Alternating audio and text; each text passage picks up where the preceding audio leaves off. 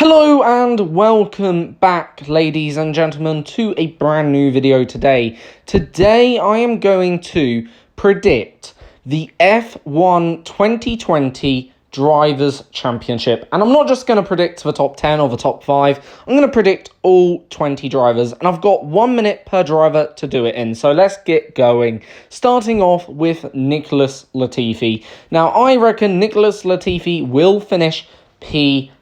Yes, that is back of the grid. Now, quite frankly, my reasoning for putting him, the lowest ranked in this prediction is because he's driving the worst car and he's a rookie into F1. The two, I guess do go hand in hand, but, in the sense, for success, it doesn't really go well, especially if you're driving the worst car on the grid. I don't expect Nicholas Latifi finishing any higher than P20, maybe P19, but that is a big maybe, especially considering who he's got alongside him in George Russell. And yeah, as I say, the car is a bit of a dog for Williams. Okay, it probably isn't literally a dog, but, I don't really see it going any better than P20. Because this man, P19, Mr. George Russell, yes, I think George Russell will finish P19.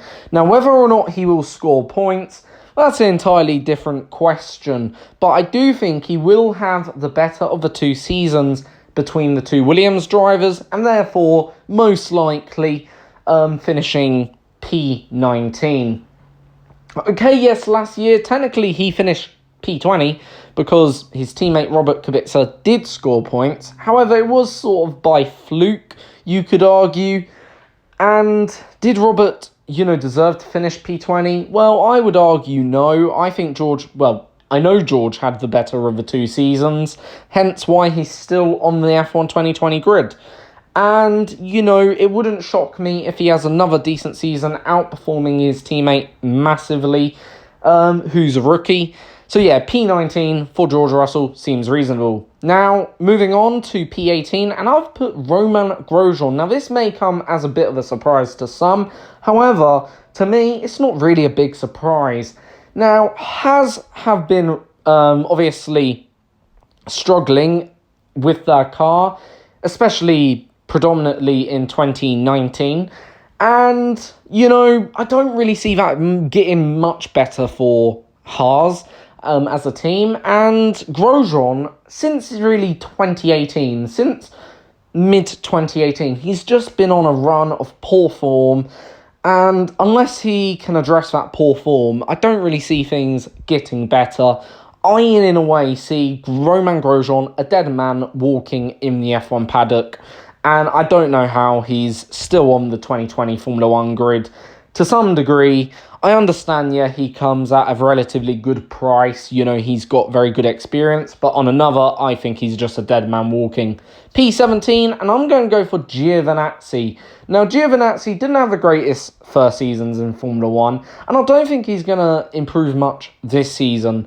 I do rank Giovinazzi, and I do think he probably deserves his seat more than some. However, at the same time, I don't really think it's going to be another great season for Gio. I do think he'll struggle, but I do think maybe in the second half of the season, he will actually come good. Just like we saw last season, but I just think it'll be a little bit too late for him to come good. I do think he will score points, and I think he'll score a handful of points, probably above 10, but I just don't think he'll be enough to overhaul the guys above him in the championship standings. And yeah, with Alfa Romeo, he ain't got the greatest of cars, but nor is it the worst car. But I just think also there are drivers probably above him, either in better cars or better ability, that will just, outperform him. And moving on to one of those drivers who's probably in a better car, and that's Lance Stroll, and I think he'll finish 16th. Now, a lot of people are talking up Racing Point this season, saying, that their car is the Mercedes W09, but just with a different livery. And whilst that may or may not be true, however, the one thing that will let that side down, and I can guarantee you massively, will be Lance Stroll. Lance Stroll is a decent driver actually on race day. There's no question of that, about that. But he's overtaking guys that, he shouldn't be overtaking. He should be overtaking, the midfield or the top end of the midfield, not the bottom end of the midfield. He's always starting, I don't know, P17, P16, come race day, and then he's sort of having this recovery race into the top 10 or near top 10. And if he continues that trend, which I don't really think it won't change, he'll finish probably P16. P15, Kevin Magnussen. Now, Kevin Magnussen I do actually rate quite somewhat. However, again, going back to Grosjean, I do think, Haas will struggle this season once again, and I don't think they've really addressed the issues they suffered from last season in F1, which was primarily tyres. I think, they're still going to have some same issues, and I think, quite frankly, they're going to now probably be banking on 2022 regulation change, I think, Haas. And I think they've always sort of been banking on that regulation change. Like, obviously, they want to go racing, but they're a team about going racing with a budget, if that makes sense, on a tight, limited budget. Because most of the stuff, actually, they do aren't actually done in-house. They're a bit odd compared to other Formula 1 teams, you could argue. And I think they'll struggle once again this season. And I think P15 for Magnussen. P14, and I'm going to put the first AlphaTauri boys, Daniel Kvyat. Or Danny Kvyat. I'm not sure how you pronounce it. I think it's Danny Kvyat. But yeah, neither here or there, whatever his name is.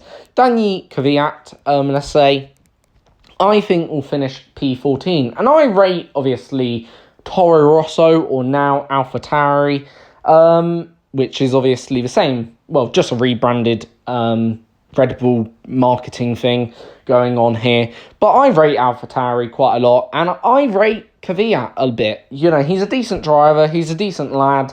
I think he won't have a stellar season. I wouldn't expect him to, be on top of the world, winning races or having podiums. But I do think he'll get one or two decent results this season. That will equate up and will probably put him ahead of some drivers, that I've just mentioned.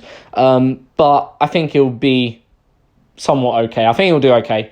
P13, and I'm going to put the Iceman Kimi Raikkonen. Now, Raikkonen, the thing that always stands out for Raikkonen, no matter what car you put Kimi Raikkonen in, he's fast, he's consistent, and he gets the best results out of that car. Okay, yes, he isn't necessarily the fastest driver on a qualifying lap. He isn't necessarily anymore the fastest driver even across a race distance. But he's so consistent. And what do I expect from someone who is so consistent, like Kimi Raikkonen, with, 316 Grand Prix or whatever underneath his belt? And I think that will just, pay dividend for him. He will, excel, that, or from that, and will probably finish P13 with a handful of points. And I do think this will be probably his final Formula 1 season, sadly. But yeah, P13 for Kimi in his final year. P12, and I'm going to say Sergio Perez. Now, this may be a bit of a shock to some, but I actually don't think it will be. I think whilst that Racing Point car is good, it'll be a very, very strong midfield car. However, I do think there will be cars actually above it that are better. And we will come to those cars. And I do think while Sergio will probably finish P12, which isn't, I guess, too bad for Racing Point and for Sergio, but I don't think they're going to have a stellar season like many are claiming. Actually, I think, quite frankly, they could struggle. Because if, let's say, that is a year-old car or based off a year-old car, don't forget, the aerodynamics of the midfield will still be developing. And there may be less development of a corner for Racing Point compared to other teams. And that's what I'm thinking. Have actually Racing Point made a mistake? Because, if, let's say, they've gone or tried to mimic a Mercedes, have it gone down a very niche development road? P11, and I'm going to go for Pierre Gasly. Yes, the second of the two AlphaTauri boys. And yeah, Pierre Gasly I rate a lot. He did struggle somewhat last season in the Red Bull racing car. However, when he went back to Toro Rosso, he actually excelled, beating Kvyat handsomely. And you know what? I think he's going to continue that trend this season. Whether or not it'll be enough to earn him let's say, a promotion back up to Red Bull, that's a very debatable topic. But I do think he will deliver good points, good results. And I think, actually, AlphaTauri or Toro Rosso, whatever you want to call them, and Pierre Gasly go sort of well. They sort of gel together quite nicely. And for whatever reason, it just didn't work out at Red Bull in my eyes. That's the way I'm starting to look at it. P10, and his first year back in Formula 1, I'm going to say Esteban Ocon. Now, Ocon is a driver I love. When he got kicked out of Formula 1, let's say, at the end of 2018, I think that was the biggest loss to the Formula 1 grid for quite a while, because Ocon is a very good driver. I think he's one of the best, actually. And a lot of people underrate Esteban Ocon, because Zoe got kicked out of Formula 1, but they're forgetting he was matching Sergio Perez in the same equipment, if not sometimes faster than Perez. And, Perez is a very decent driver, which many people rate a lot. And if, Perez is a driver people rate a lot, and Ocon is sort of there or thereabouts with Perez, why don't we rate then Esteban Ocon? And you know what? I do. And I'm going to say he's going to finish P10 this season in his comeback. P9, and I'm going to go for Lando Norris. Now, McLaren have been improving. There's no question about that. And I think McLaren will continue to improve throughout 2020. And I think where comes that improvement will come improvement from Lando Norris. And yeah, I think Lando Norris will finish 9th in his second Formula 1 season in his racing career. He's a very good driver in my opinion. I think he's one of the better British drivers up and coming in his Formula 1 career. And yeah, I really, really do rate Lando Norris quite a bit. He's a very decent driver, very solid driver, very consistent, I think. So far, that's what he's shown me. He's also quick as well. He's no slouch when it comes to qualifying. He's pretty decent. He's certainly not the quickest guy, but nor is he the slowest. However, I do think more experience will probably help him out. P8, and I'm going to say Mr. Daniel Ricciardo. Now, I think Renault are going to have a pretty decent season this season, despite, obviously, the driver transfers and what's all gone on in terms of all the confirmation, in terms of who's going where. But I think Daniel Ricciardo will finish P8, maybe a bit lower. This is probably a bit more debatable. But I do think, at the end of the day, Daniel Ricciardo, is a fantastic driver. And with a driver like Daniel, really, I don't really expect him anywhere below top 6 even. But I do think Renault will obviously not be challenging them front three, Red Bull, Ferrari or Mercedes. But I do think, Renault will probably be there or thereabouts once again, I think, with McLaren. I do think they're going to be pretty decent this season, Renault. They looked pretty all right in, winter testing. And you know what? I think they're going to have a pretty solid season in 2020. I think they've done some decent upgrades to that car, and I can't wait to see it on track. P7, and I'm going to say Carlos Sainz Jr. Now, Carlos Sainz Jr., first season on McLaren, top job. Absolutely top job. And this second season, with him going off to Ferrari, with that confidence ever growing, and I really do get the buzz, he is growing in confidence and he's thriving on it. And I think he will continue to thrive on that energy, with the news he's going to Ferrari for next season in 2021. I think he'll just thrive off that season. And you know what? May even challenge, I don't know, the guy above him, which I'll come on to in a minute, one of the Red Bull guys, in P6 even. I really do think he'll probably challenge that, front pack a little bit as well this season. And I think he will just, grow and grow.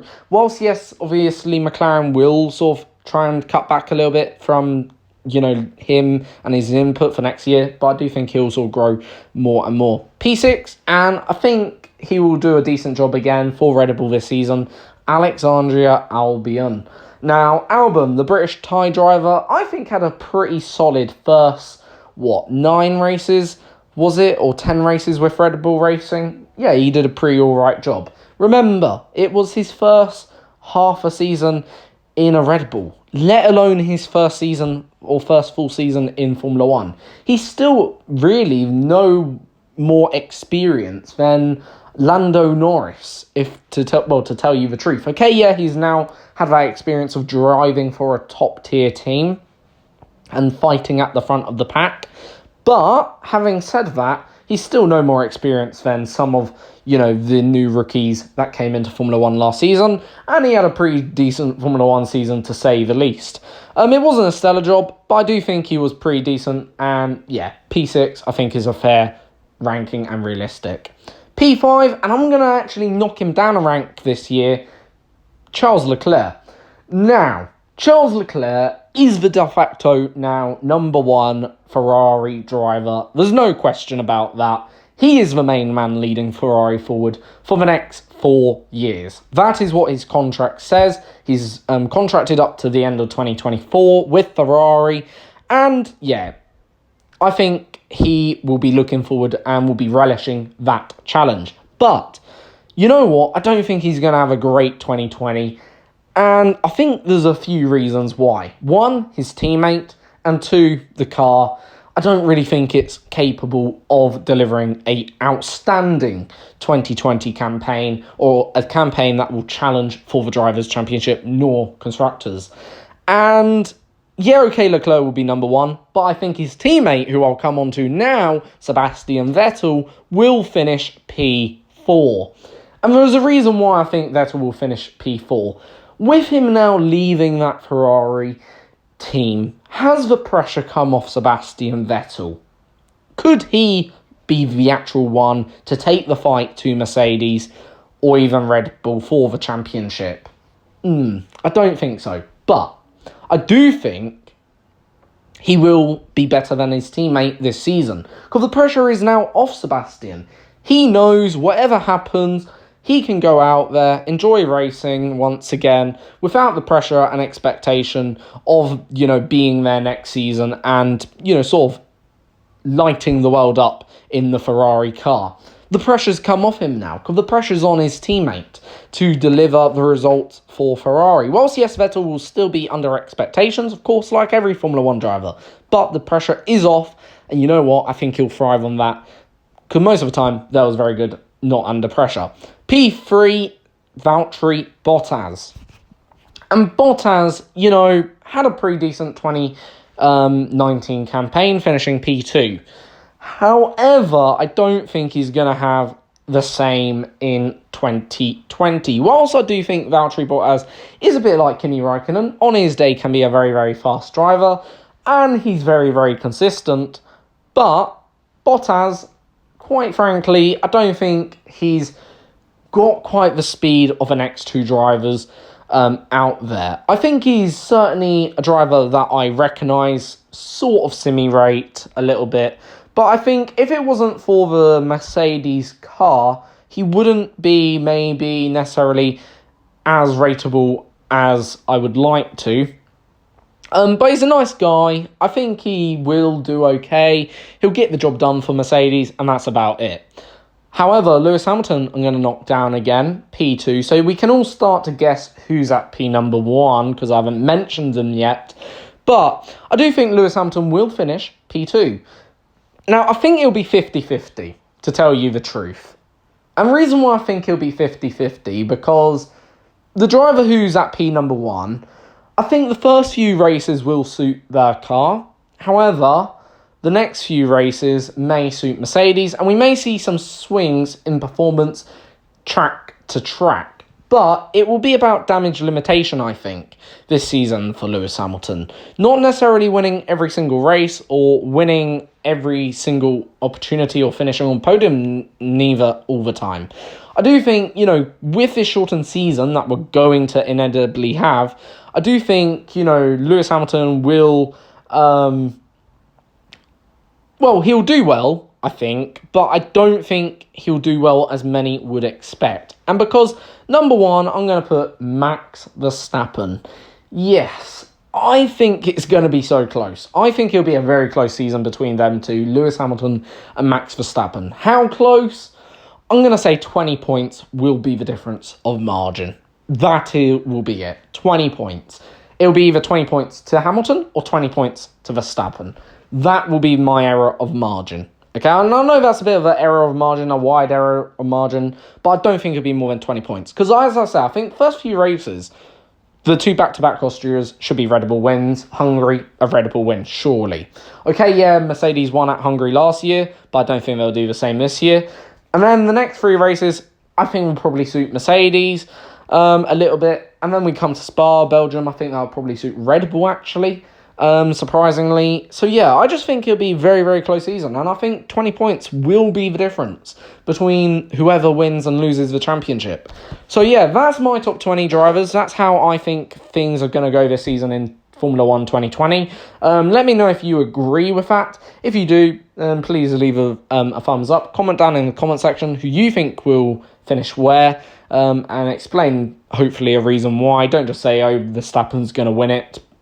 Just try and explain why. And yeah, thank you for watching. Please subscribe, like, and share this video. Until the next time, folks, have a great day.